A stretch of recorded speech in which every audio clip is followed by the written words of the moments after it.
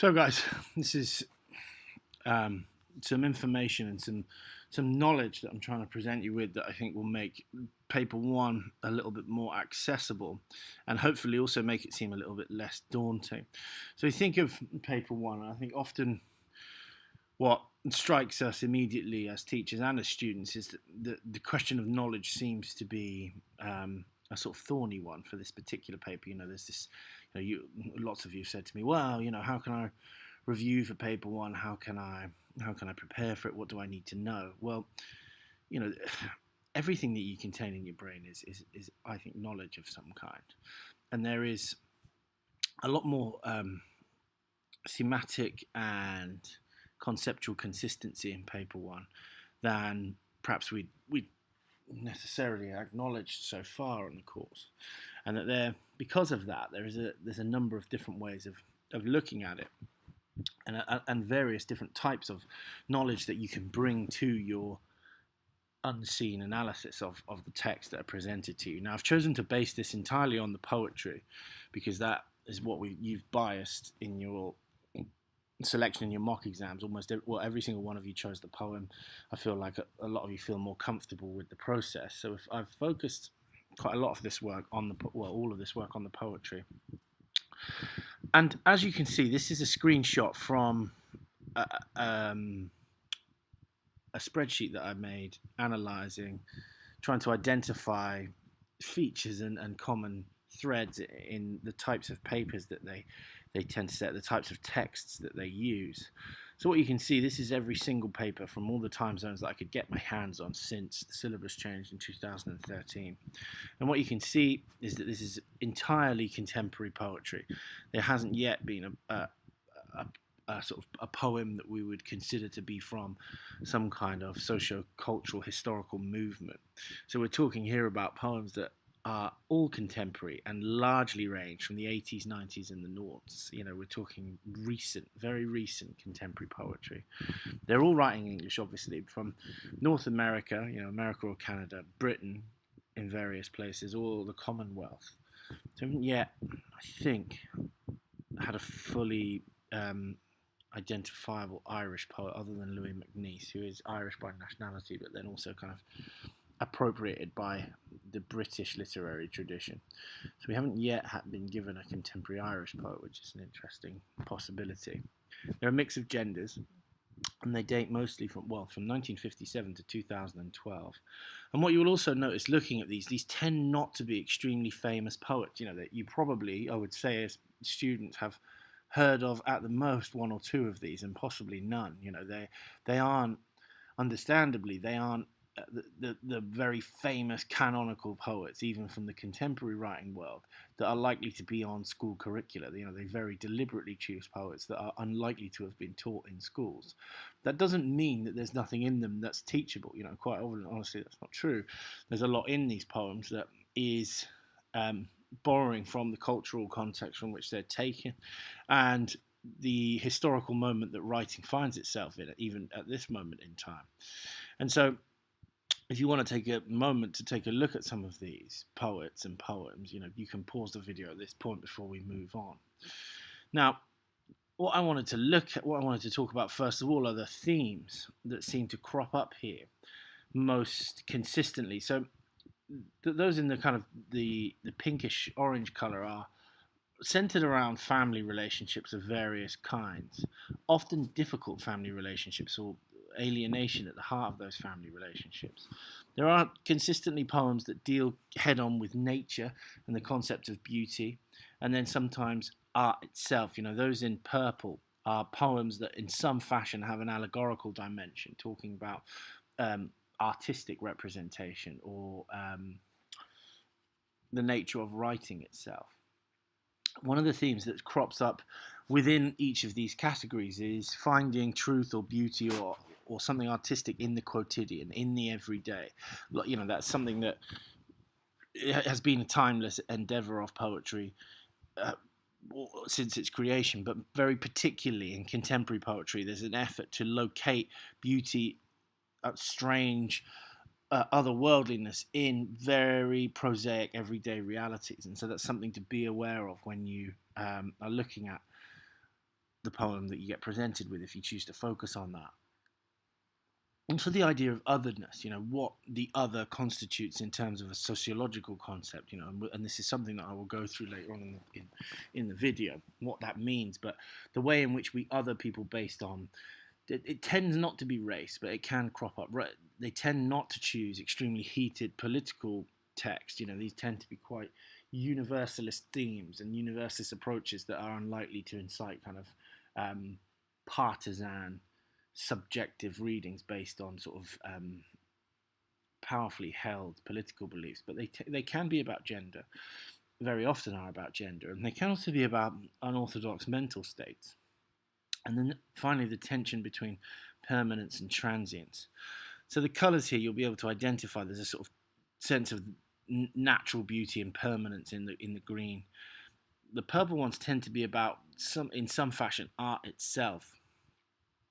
And then the pinky orange ones are largely about various types of relationships, and very often the alienation in relationships. So actually, when we think about themes here, this is not some blank canvas. There are some consistent themes that crop up, and it's very well worth being aware of some of the consistencies in these poems, because by definition, this paper has to be universalist in its approach. It has to give you a poem that is about a theme that anyone could write on, because it is used across the entirety of a time zone. We're talking about the whole of Europe, the whole of North America, for example, when they set the paper. So it's going to be broad. So I want us to provide you with when I say knowledge here, we're thinking about a series of probes, ways of delving into contemporary poetry through some sociological and cultural themes and concepts, and then some context. And these are what I've pinpointed on the basis of the poems that they've set before. These are the things that, when I read these poems, this is the knowledge that I'm drawing on to read them. And often that's the best way of communicating expertise to people, is thinking to yourself, okay, well, what knowledge am I using to access these poems at the level that I'm accessing them? Well, what I'm trying to do here is give you what I know about things that can be useful when you approach these types of poems. So the self, other, binary, and identity is it's a huge element of cultural theory that emerges from phenomenology and sociology, but the way that we make sense of ourselves in relation to others and the psychological implications of that is an important cultural probe, I think, that's useful for engaging with the way that poems attempt to make a sense of identity in relation to others of various kinds. The implications then of that othering on gender issues, many of these poems deal with gender issues in very inventive, intelligent ways, and that having a conceptual framework for unpacking the way that gender is handled is a useful thing to bring to an analysis of contemporary poetry. Because very often it will be, even in a poem that appears not to immediately be about gender, there can be ways of thinking about it as a sort of absent presence. It's something that the poem is about, but is not articulated directly, and it's these types of things that will push you into that sort of perceptive reading category in the marking criteria. Social alienation itself is something that I think is really important, because I've seen it in so many of the poems that I've looked at. It's unusual qualities of attempting to overcome distance in relationships, or attempting to pinpoint the unusual sense of distance in relationships that is very much a part of the contemporary literary aesthetic and part of postmodernist literature in general. That's something that we've encountered a great deal looking at Pinter particularly. Poetic influence in history. Now we're talking here about sort of explicitly literary contexts that I think feed into what makes contemporary poetry exciting and quite unpredictable. What you'll notice in the range of poems that you'll see is the tension between the legacy of imagism, that sort of subset of modernist poetry that Ezra Pound, is seen as the figurehead of. That particular style of poetry has had an enormous impact on 20th century verse, and its presence is still felt very, very heavily in most professionally authored contemporary poetry. And we'll talk more about what that means in a second. Verse is, again, another incredibly influential style of poetry that's slightly at odds with imagism. Is the confessional style, made famous particularly by Sylvia Plath and Anne Sexton, Robert Lowell. Those three poets are the kind of, I think, the figureheads that are most famous for identifying that movement. And then as a substrand of this, the tension between new formalist poetry, basically new versions of poems that adopt traditional poetic forms, versus the free verse that was championed by imagism, free verse itself being a kind of signifier of an imagistic poem. Then a couple of themes that tend to crop up: poetic allegories about art. So poems that are metatextual in some way, that are either about art itself or the writing process. There's a huge number of different contemporary poems that take art as its allegorical subject. So even be aware of this when you're reading poems. Is there a way that this could be about art itself, artistic representation, or writing itself? It's a question that's always worth asking, because there are so many poems, and many of the ones that they've chosen for the unseen commentary on the IB are about art. And the reason for that is that it's a subject that they know that you will have had to engage with. They know, being literature students, you will have had to have thought about artistic representation and poetic form. For example, they're themes that they can guarantee that they will get a response out of literature students from. And then the legacy of Romanticism. And I put this on here not to indulge my own personal interest, but purely because any of the poems that are about or invoke a speaker in dialogue with the natural world in some way are responding to romantic visions of the poetic inspiration that is found in the natural world, either, and quite often, resistance to the romantic vision of a kind of transcendental engagement with the natural world, or rewritings of it in unusual situations. So we take our first theme of three. You think of the self and other, this process that we outlined in the previous slide, the self-other binary and identity itself.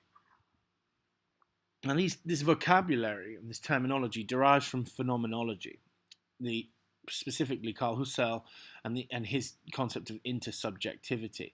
And really that just means the way that people's understanding of themselves as entities is formulated through their relations with others.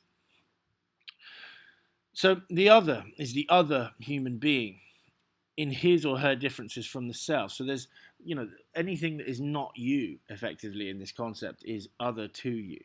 But the other, importantly, is a constituting factor in the image of the self. So it's not simply just a case of identifying what you are not and then gaining that as a sense that allows you to understand relations, but using that othering process of defining what you are not as a way of constituting what you are. And this is then what gives us the conditioning quality of otherness, the state of being different from and alien to the social identity of a person. And this is what you'll see if you think of back to the mock exam, those of you who looked at The Man Who Hated Trees. That poem, I think, functions as a warning about the way that we choose to other people, the way that we choose to define what we are through saying what we're not. And very often you'll find this process in contemporary poetry. It will be warnings about the dangers of doing this and picking holes in the way that we tend to do this, seeing people as different from ourselves, and actually in indirect ways showing us, well, actually that thing that we think is so strange, aren't we all a bit like that? I think The Man Who Hated Trees does this very well, saying to us, oh, well, look at this lunatic. But actually the thing that he's being a lunatic about is using, the poet uses very deliberate vocabulary of I think orthodox American ideology to suggest to us that, well, we all say these things are normal, and here's this man doing these things that we say are normal at the same time as we're saying that he is completely strange and alien to us. So the condition of otherness then, being other to something or someone, is a person's non-conformity to and with the social norms of society. And this poem, I think, is an excellent example of what happens when we think about people in this way. Otherness is also the condition of disenfranchisement, political exclusion, affected either by the state or by the social institutions and professions invested with power. So if you think about The Man Who Hated Trees, that man is othered by social groupings and by society itself, which is embodied in the speaking voice of the poem. And that's an example of a poem where you have to be really careful about calling the speaker the poet, because I think the total of the meaning does not come from just looking at what the speaker says, because the speaker's voice is one, I think, in that poem that the poet is actually actively trying to undermine. So in a sense, there's a sort of element of an unreliable speaker in that poem. The imposition of otherness, imposing this condition on other people, alienates the labelled person from the centre of society and places him or her at the margins, and that's precisely what we see in that poem, The Man Who Hated Trees. Someone who is deliberately marginalised because of the way that conventional individuals see him. The term othering also describes the reductive action of labelling a person as someone who belongs to a subordinate social category defined as the other. So the term othering someone is that process of reduction, calling someone, categorizing them in some way in order to subordinate them and make them inferior. The practice of othering is also the exclusion of persons who do not fit the norm of the social group, which is the version of the self. So this is, I think, precisely the reading that's relevant to The Man Who Hated Trees. Excluding people who don't fit what a social group defines as normal, which, you know, through that social group, you're also trying to construct a version of who you are. And so the practice of othering is a way of rejecting things that jar with that image. And people with mental illnesses are constantly subject to this type of treatment. Okay, moving on to the second theme. Gender itself. Gender itself relies upon a type of othering, but it's important to think of gender in these terms, I think, in order to make sense of it in poetry. That gender is the social construction of men's and women's roles in a given culture or location. And gender roles are distinguished from sex roles, which are biologically determined. So when we're talking about gender, we're talking about the social construction of roles for men and women, rather than the biologically determined sexuality of the body. Integral to this is the concept of patriarchy, which is, you know, male domination in society, the manifestation and institutionalization of male dominance against women and children in families, and the extension of this dominance against women in society. So think of the patriarchal family as the kind of the hub of this type of social organization. Patriarchal sites where men have power include pretty much all of the relevant institutions of society: legal, economic, religious, family, and cultural. And patriarchy itself institutionalizes male privileges in these major institutions. So it builds male preference into the structure of these organizations, and is based on the control of women's productive and reproductive abilities. The heterosexual family, then, is the oldest sort of model of patriarchy, and is the place that expresses the worst forms of resistance. So it's the most difficult place to try and contravene these cultural norms. Important in this issue of gender is this separation of public and private space. And I think particularly you'll see this in a poem like Acceptance Speech, which sort of doesn't appear to be an angry poem, but in many ways can be read through a really interesting gender lens. That you've got a woman who is trying to turn her menial kind of domestic chores into an exciting acceptance speech, which is a sort of imaginary vehicle to be part of a powerful institution. And so this, I would say, is a poem that adopts the private space. The public space is an exclusionary space where men control and distribute the material and social resources, and women are excluded. And so we think of this as anywhere where, you know, this involves interaction between more than just family members. So one method of excluding women from public is to make it into a dangerous place where they may face physical or verbal violence, legal exclusion, economic marginalisation, and humiliation. An example of this that you can see is women being harassed in public spaces, such as public transport terminuses or football stadiums. You know, this happens very frequently. But the public space is one I think you're less likely to encounter in a poem of this type. I think the private is the one that you want to be bearing in mind. There's an exclusionary space where men are considered as the head of the family, with all decision-making powers conferred upon him, and thus the state does not interfere. And then there's an kind of extreme example of this is marital rape, which isn't really acknowledged or legislated against in most countries. We come back to the poem Acceptance Speech for an example here.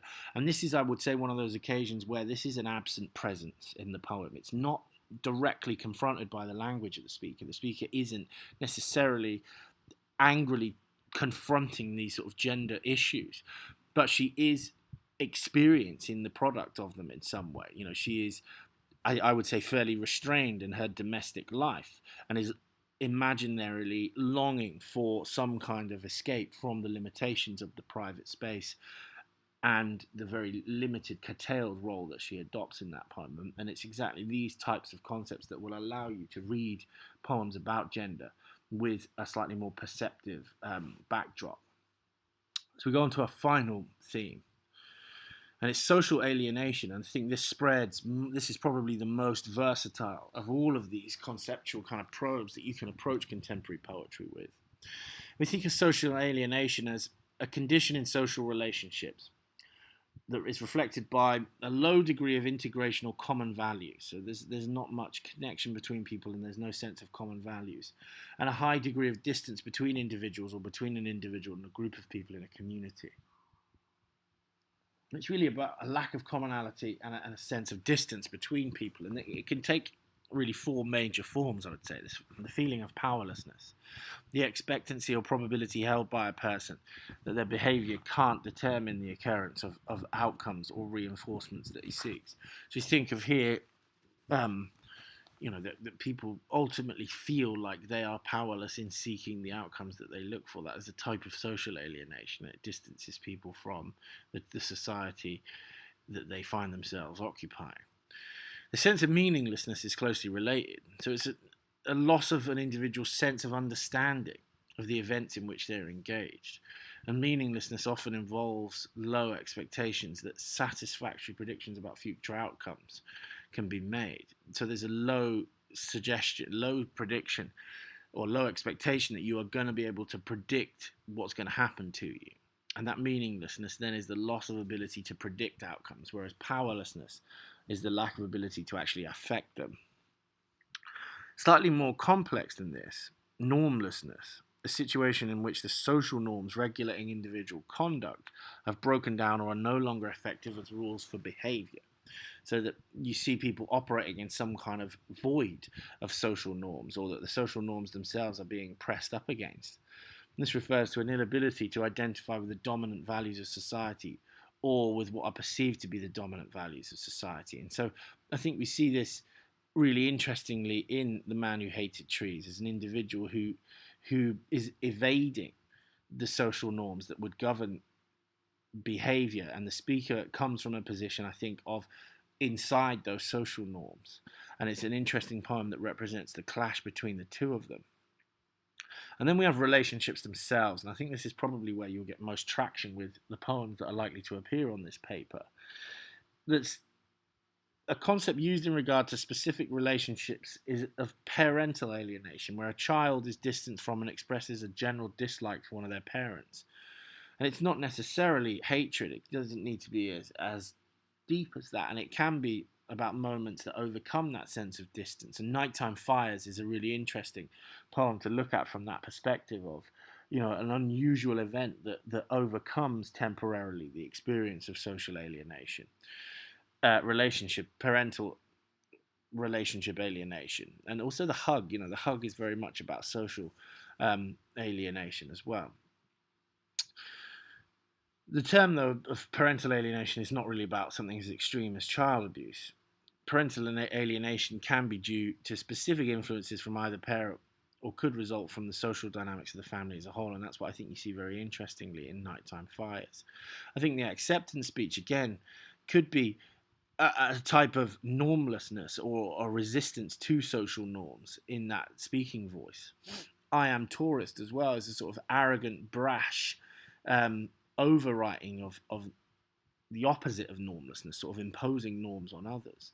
And I think Tantrum is an important sort of lyrical celebration of a moment of overcoming the social alienation involved in relationships. So that's where we'll stop with the themes.